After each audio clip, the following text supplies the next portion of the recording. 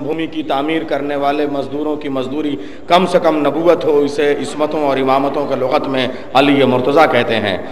जिसके तख्लीक़ कायनात के वक्त जिसकी अज़मत और जिसकी इस्मत का कलमा पढ़ाने का अहद व पैमान नबियों से अल्लाह ले ले, इस्मतों के लुगत में उसे फ़ातिमा कुबरा कहते हैं, अज़ीज़ो सिद्दीक़ा कुबरा कहते हैं। और जिसके दस्तरखान की अखलाकियात पे आने के बाद बनु उमैया की तरफ अगर घूर के जिसके चराग देख लें तो बनु उमैया के तूफ़ान अपनी नापाक गलियों से उठने के बाद अपने टूटे हुए खैमों की तनाबों में लौटने पे मजबूर हो जाए, उसे अखलाकियात को लुगत में हसन मुज्तबा कहते हैं। जो दुनिया के हर यजीद को खुदकुशी करने पे मजबूर कर दे, उसे शहादतों के लुगत में हुसैन कहते हैं। आइए अजीज़ों, बात मैं शुरू करता हूँ।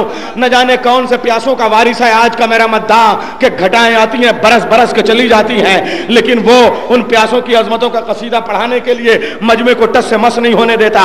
कितना पानी है जो बेवक्त बरस जाता है और कभी काफिला प्यासों का तरस जाता है, लेकिन ये तो पानी है, पानी बरस जाए और हम हट जाएं नामुमकिन, घटाएं बरसें और हमारे इरादे हट जाएं नामुमकिन, हवाएं तूफान बन जाएं और हमारे इरादे अटल हो जाएं, टल जाएं नामुमकिन। अजीजों, मैं एक बात कहना चाहूंगा कि हम तो तीरों की बरसात में भी अली अली करते रहे, हम तो बौछारों में भी, हम तो तलवारों की बौछार में भी अली अली करते रहे। मैं एक शेर पेश करना चाहता हूं कि शोले देती हुई तेगों से बदन धो डाले, शोले देती हुई तेगों से बदन धो डाले, अब आग बरसी तो अली वाले नहाने निकले।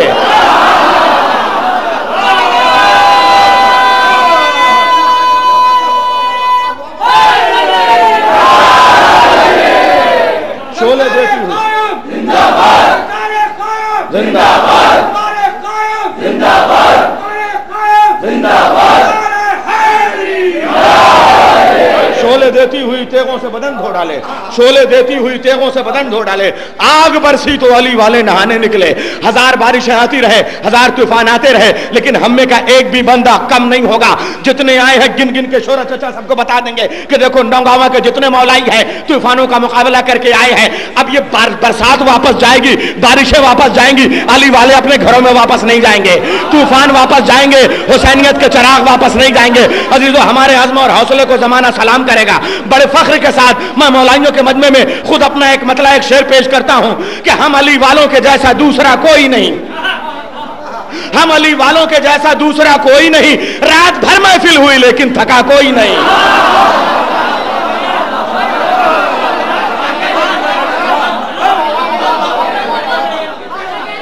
और महफिल शब्बीर में कैसी अना कैसा गुरूर, सर के बलाओ यहां छोटा बड़ा कोई नहीं, सर के बलाओ यहां छोटा बड़ा कोई नहीं।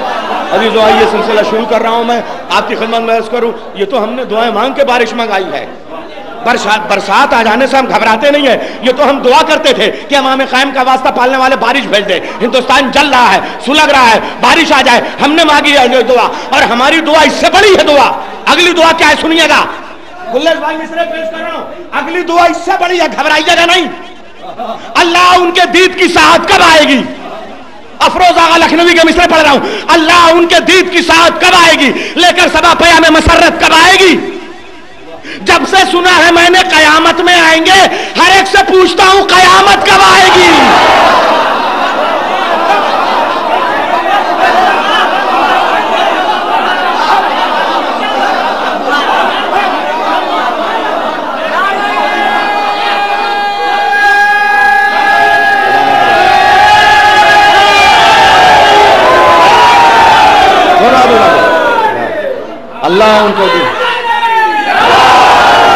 अल्लाह उनके दीद की साथ कब आएगी, लेकर सबा पया में मसरत कब आएगी।